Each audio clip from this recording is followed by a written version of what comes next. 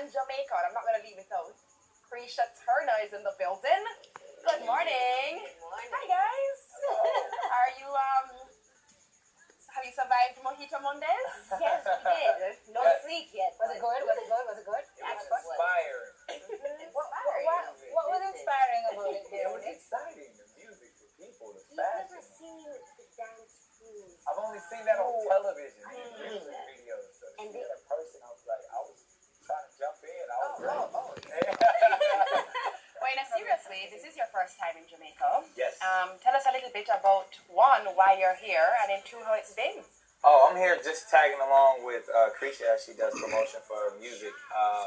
We started working together last year, and it was just, I was always a fan of her music, but didn't know about her Jamaican roots. So then I got to hear a little bit more of her dance hall flavor music, and I was like, I got to be involved. How can I sign you? I want to sign you immediately and see whatever I can do. And then she kept telling me that I had to come to Jamaica. So I was like, all right, well, when we going, let's go. You know what, like the most awesome thing in the world.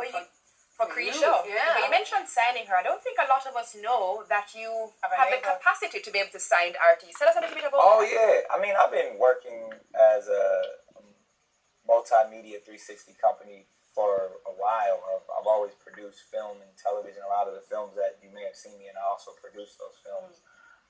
And then at the same time, musically as well. I've had my own label. I was signed to my own label, and then signed artists for probably like the last decade. But I usually don't put it out there like that because people just know me from being in front of the camera. Like even something like Wild 'N Out, like I created that show, I paid for it with my own money and sold it to MTV. The only show that I'm on that I don't produce is America's Got Talent, and I wish I was. I know, need some shares. Yeah. Kreesha, how did this? Because you were in a club, apparently. You heard Nick was there. You were performing, and he said he had to meet.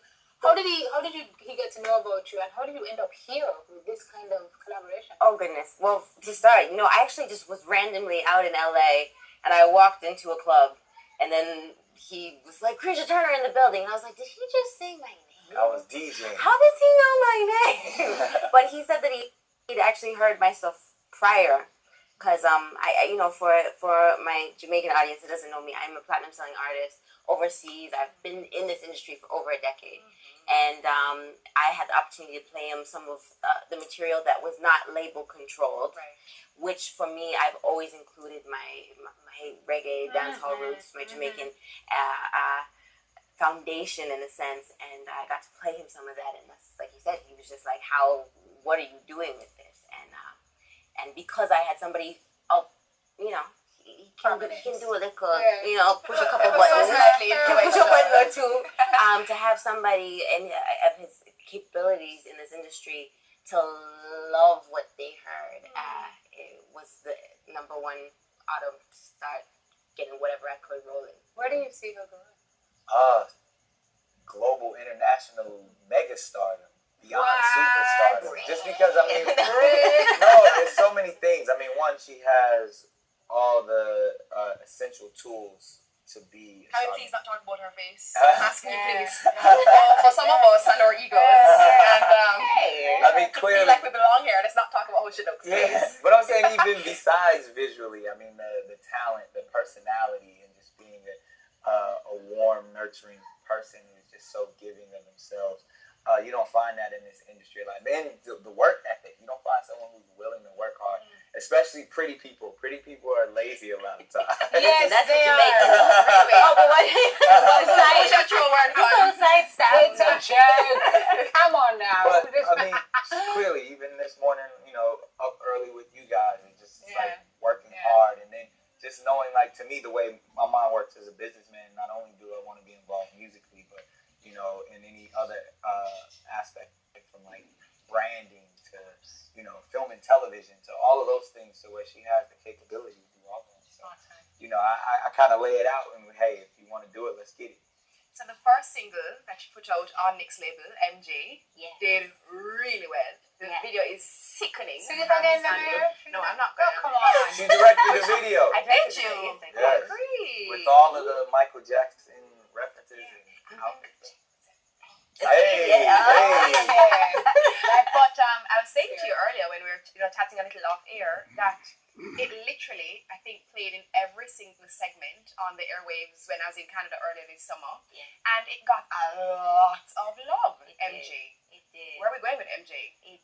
Well, to me, that was the introduction. No, that can't be an introduction. But no, her entire project that she's dropping at the top of the year has that type of vibe, and it's kind of, it's unapologetic, it's in your face, it's raw, and I don't think people have seen that from her. So to be able to launch with MJ and now the single with t.o.k, it's like we're kind of just putting records out there so people can embrace the vibe. Can you tell us about that single? Yes, Yeah. absolutely. Yeah. We've been already trying to catch up to all the DJs, and I've been having fun. I was out here maybe 6 weeks ago to visit t.o.k because they were celebrating their 15th That's right. anniversary. So I just any excuse to come visit. Yes, of course. Catch some lobster at Hellshire and some, So I was out here supporting them and the beginning of this promotion for this new record called Sexy Girl. And sorry, it's I what? wonder what that sounds about. Want to give us a hook? There's a sexy gal in all of us. Wait, what? Nick, let me just give you a little bit of advice. Wait.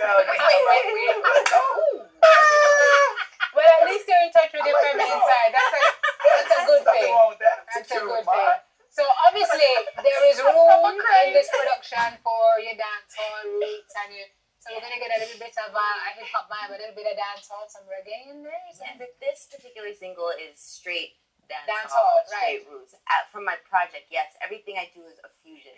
I am a Canadian Jamaican. I grew up in both Canada and Jamaica, and I feel like my music is a representation of who I am with the exposure that I've had from being in Canada, being in Jamaica, and there's that reggae, dancehall, hip hop, R&B, everything's in there, and listeners will get to hear more of that as it comes Nick, were you out. a dancehall fan before?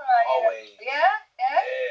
Okay. I mean, just because I've been a DJ since I was in high school, so I would from everything from Bounty to t.o.k to Beanie Man, then all the way back to like Yellow Man. Whoa! Look at you! That's impressive already. I'm just saying, like I love the culture for real. Yeah, that's pretty cool. Who is Nick now? Because you've done everything.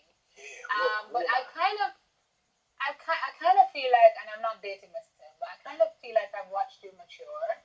Thank you. Over the years, and I'm like. still immature though. Well, you've still got that little bit of, We all have the kid in us. We all have the kid in us. But like one interview I saw in particular, like maybe a month or two ago, I think you sat with somebody from Huff Post or something. Oh, right, and you were right.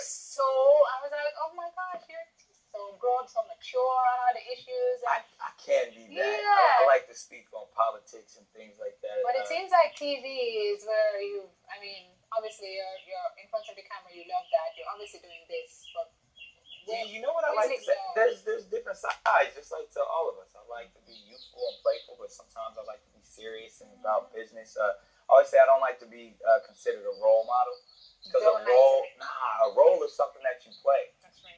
So I'd rather This be. is what I'm talking about. I'm a real model. You know what I mean? Yeah. Because I'm a real person, and at the end of the day, sometimes I can be real silly, sometimes I can be real serious. But at the end of the day, I'm always be real and true to myself. So you'll see just different sides all the time. Speaking of real and true to yourself, Yes. please talk about some of the fashion get-up, Uh-oh. the shoes, Oh, the the suits, Yeah. can we please?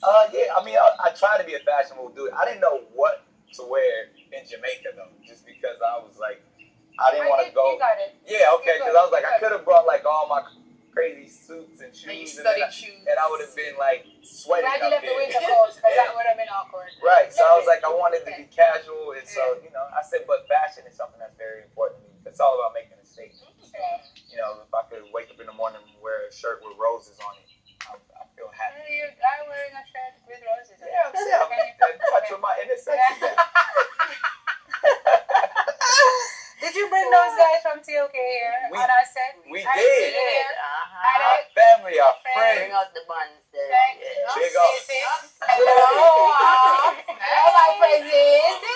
Hello. I'm thinking y'all haven't slept either, huh? Yeah. And then, yes. Oh,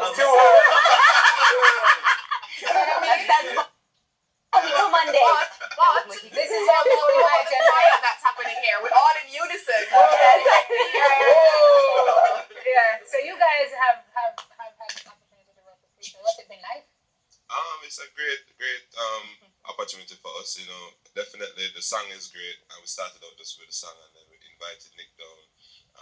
And you know, this year has been good for us. So it's a nice way to end off the year. We're celebrating 15 years. I of the business, know. So it's just great. I know. Yes. That's a huge milestone. Yeah, man. So it's introducing Nick to the culture, to the dancehall. Last night we were out in the parties, and he was seeing some of the dances and all that. So it's good. You know, in a serious way though, you mentioned 15 years, and a lot of people don't see 15 successful, relevant, present, still putting out solid music years in any industry. You know what I mean?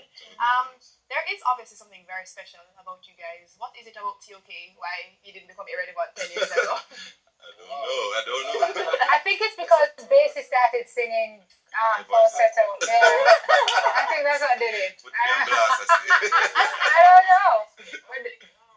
The most important thing is just staying relevant. I think the most important thing is always reinventing yourself and ensuring that you're current and whatever is happening, you're right there with it. So I think that's basically it. And the grace of God, without a doubt.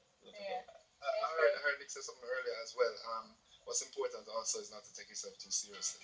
You know, it's cool to have fun with the music and not forget why you started it in the first place. The love has to be there, right? Right. So I mean, we keep in touch with that. So I think that helps. You laugh at each other all the time. You're going to say something because we have to go to break. Don't think it. Alright. Still waking up. Oh, Heat on Mondays was a hit. Clearly. Susie, right? I don't know. Susie. Yes, girl, Susie. Okay, but I know that you don't know that, trust me. Social issues on this side, I'm saying. Nice to have met you. Good luck to you in your career. When will you find album, by the way? Well, mixtape Mixtape first. Top of the year. Okay. And then we're following with a couple singles. New association with, like I said, with Incredible and Universal Republic. So I'm excited about that. Good luck. Nice to meet you, Nick. That's what we doing. Sexy girl and a sexy We girl. still do that?